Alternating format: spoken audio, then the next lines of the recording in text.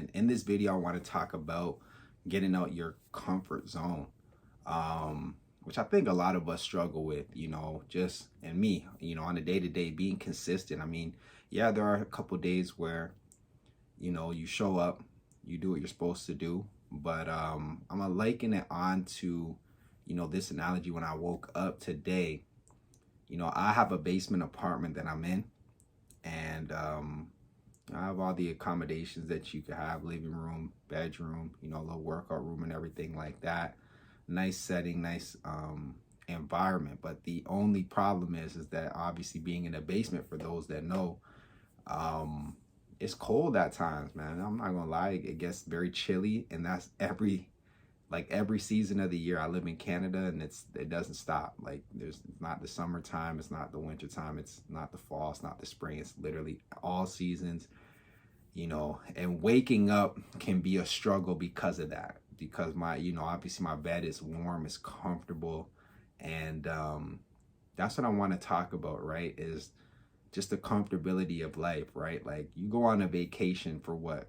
To be comfortable, to be relaxed. And typically when you go on vacation, if you're going on a vacation, I mean, there's a different types of vacations, of course, but the main one that I'll focus on today is like going to the Caribbean, right? Like, whether you go to Cuba or something like that, Mexico, the DR. I know Mexico is North America, but DR, Jamaica, whatever the case is, right? You want to go there for leisure, for comfort, sit on the beach, relax, kick up, have all the accommodations of, the resort and what it has to offer. But again, what's common about these places? Obviously, they're hot, they're warm places, and typically the people there, I'm not going to say are not hardworking, but you see that the lack of opportunity that arises in those areas versus, people out here in Canada, where again you have 4 seasons, where it's tough, showing up to work in December, January, February, when it's absolutely freezing cold. And again, comfortability, I'm gonna liken it on to being warm, right? Like, if I have the heater on in my bedroom, I'm going to sleep an extra 2 to 3 hours. It's just gonna happen. But even though it's a struggle to get up when it's cold, it's often a greater reward. It's a better feeling for me when I do that. And especially when it's at like 5 o'clock in the morning or 5:30 in the morning, somewhere in between those times, because I know how difficult it is to do it. And again, this is something very minor, but again, it's just something that you should take into consideration. It's like taking a cold shower versus taking a hot shower. Obviously, in a hot shower, you're going to sit in that water. You might take it for 30, 45 minutes, maybe even an hour, some of you. I mean, like, hot, warm, whatever. You're just going to be sitting in the water. Most of the times you're just sitting there, and you're just kind of rotating and getting the water just all on you and everything like that. Versus those who, do a cold, let's say a cold bath, or they do, a cold shower or something like that, right? Where it's kind of like, it's definitely quicker. And some of the tricks I even use at the end of my warm showers to turn the water cold, and just get that just flowing all over my body, right? Like, just, it kind of just tightens up the pores. Not only that, it just kind of wakes me up, snaps me out of that little relaxation funk, right? And I say all of this to say that is uncomfortability in its essence. It's like being in the cold. It's not pleasing, but there's pleasure and reward that comes with the accomplishments when you go through it, greater than doing something when it's warm and it's easy, and you could do this and that and the third. We got to, again, seek the pleasure and reward of our acts when it comes to being uncomfortable, and that will cause you then to try to build a habit and to build consistency with that type of routine of uncomfortability. Whether that's throwing yourself in a room where you're not typically in. Let's say, you want to do X, Y, and Z. You're comfortable with your friends constantly. They keep you nice and warm. And then you go to an event by yourself, and you're in a room of 100 people who don't know you. You know, it's that cold feeling of anxiousness, of kind of intimidation and fear. But then you start to talk to some people, and then you start to build connections, and then you start to, oh, okay, I can do this. Like, I feel better. I feel better. And then leaving, you feel much more rewarded in just showing up and doing what you needed to do. And I think that's half the battle, is showing up, obviously, and taking that first step. But it's taking action, is being a doer. And then secondly, again, just throwing yourself into those type of environments, into those type of moments, where again, it's similar to throwing yourself out into the cold, maybe shoveling the snow or something like that, for all my people in Canada who will understand that. But you know, again, just putting yourselves in those situations, right? And whether it's pleasure, more times it's not going to be pleasurable. It's going to be far from it. It's going to be like, it feel like you're going to be torturing yourself to an extent, and not in a bad way, but just in like an unpleasing way. It's just like, oh man, like I really don't want to get up right now. Like the floor is cold. You know, I just want to stay in my bed for like another hour, another 2 hours, rather than getting up.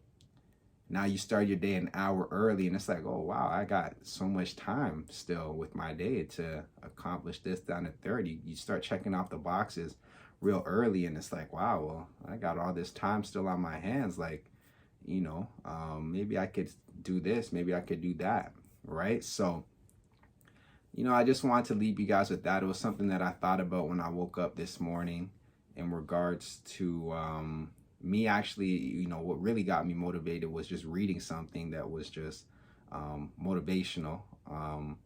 But again, like, it's not going to be easy. Nothing's going to be easy worth having, right?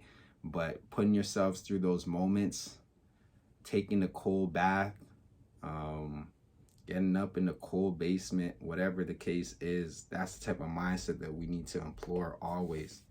It's like you got to throw yourselves into those moments that are telling you to relax and just kick up and don't worry. You know, let it, you know, we will figure it out later. You don't have much later.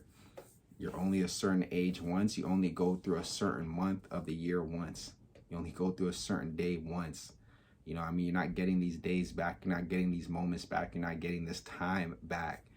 So it's really incumbent on you to force yourself into those things that are telling you no, no, no. Especially when your mind's telling you no, it's got to be a hard yes. Now, that's not with everything.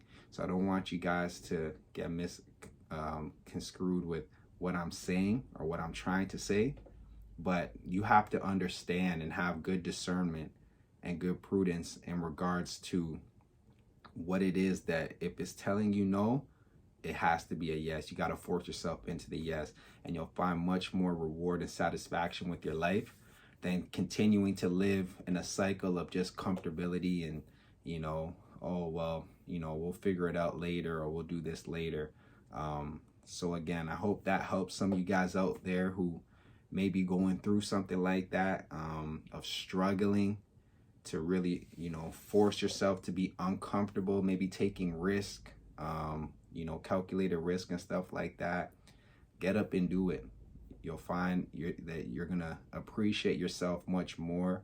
You're going to feel more uplifted, and it's going to drive you to greater successes in life, because you're able to show up and be uncomfortable and put yourself in certain situations, build habits that might change the trajectory of your life and where it's headed. And it's never too late. And when you do fall off the wagon, I'll leave you with this. When you do fall off the wagon, when you are trying to build a habit, and then maybe 2-3 days, maybe even a week goes by, it's never too late to get back on. Like they always, you know, they're always trying to pump this fear mongering in terms of like, oh, well, you need to do this for 30 days, 30-day challenges. You got to be every day, you know, you got to be doing it, or else you're not going to build a habit. That's not accurate at all. Okay. Actually, there are some, I wish I knew, or I wish I had some, maybe I could put some in the video later, but there have been some proven resources and studies done to show that it's actually the opposite. It's getting back on the wagon that can help you build the habit for an extended period of time, right? Just continuing to show up. Maybe you miss a couple of days, get back. it's never too late to get back, right? So don't ever hesitate. Don't ever feel like, oh, well, this is over now. What do I do? It's never over. It's never too late. But again, get comfortable feeling uncomfortable. Put yourselves in rooms of people that you don't typically be around.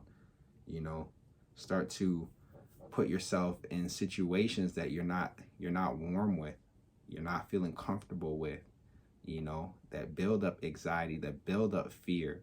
Because really at the end of the day, I mean, it's just a feeling. And you'll feel much greater when you accomplish those things during those circumstances than you will just living, you know, moment to moment, comfortable, and just always in the same circumstance. So I'll leave you guys with that. Hope this helps, and peace to the next video.